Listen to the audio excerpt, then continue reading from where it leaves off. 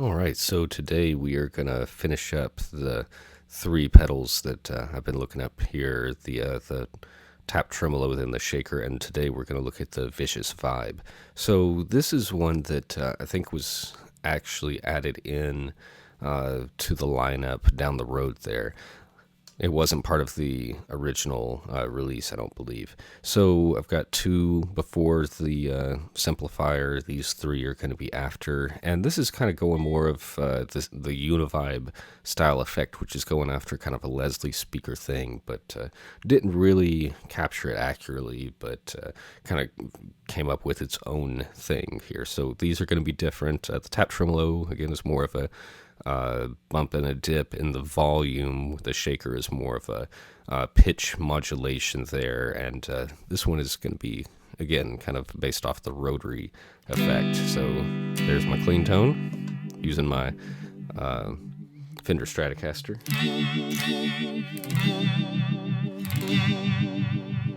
It's a bit different than the other ones. What are my effects here? So volume is another one that's affected.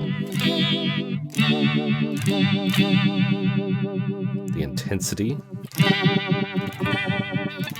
is really intense. And then the speed, of course. So this one does not do the same, tap tempo feature as the tap tremolo would. That might be something that would be cool to add in later down the line. Let's bring these back down. Alright, so that's the first slot. That was the vicious default. Then we have the vicious vibrato.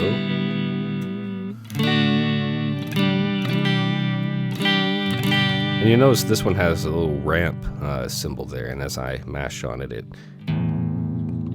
goes kind of wilder. A little different than the mash knob that looks like we have on some of the other ones here. Alright, let's turn up the speed. Intensity. A little too intense there. You can kind of find a good middle ground there. Then let's see. Clavibes is this next one. And it's in the effects loop.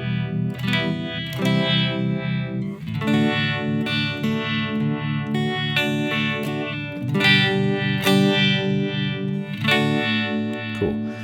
Let's just move on to the next one. This is wah vibe. So this one sounds like it's got more of a stereo spread that it's actually using. If I mash it, just kind of gets, it doesn't get fast like the other ones did there. So that's kind of cool. All right, and the last one is Count Funkula. Those two were cool. It's not like aggressive like some of the other ones can get, but it is an out there effect. So the volume's all the way up on this one. Intensity. So even all the way up, it's not unusable to the point where you can't tell what you're hearing. So that's pretty cool. Again, I had the hot knobs assigned there. So first one is speed, then intensity, then volume. And let's see. What do I have? So of the settings that are included with it, you got the vicious chorus, default, and vibrato there.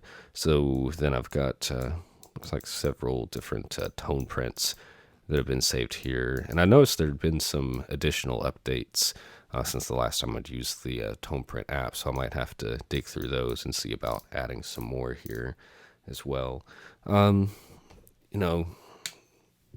me, these last three all kind of seem like they could serve the same purpose, but just getting a little bit of a different effect across each of them. So the algorithms are all kind of similar. And like I said on the last one, I don't think that this effect is something I would use enough to justify owning the standalone unit.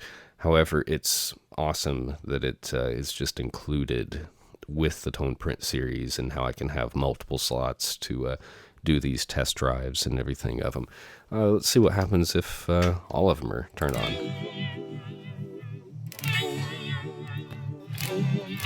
It's pretty out there. Sure, somebody could use it, but I'd probably, mix in one of the other effects to give it a little bit more variation to it there too. Let's see.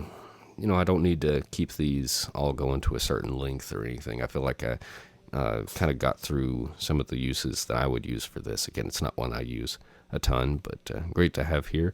That leaves us with the last one next, which is the Vintage Echo, which is another one of the more recently added effects in here. So it's pretty cool. I'll probably spend a little bit more time on that one there too. But again, thank you very much, and I will see you then.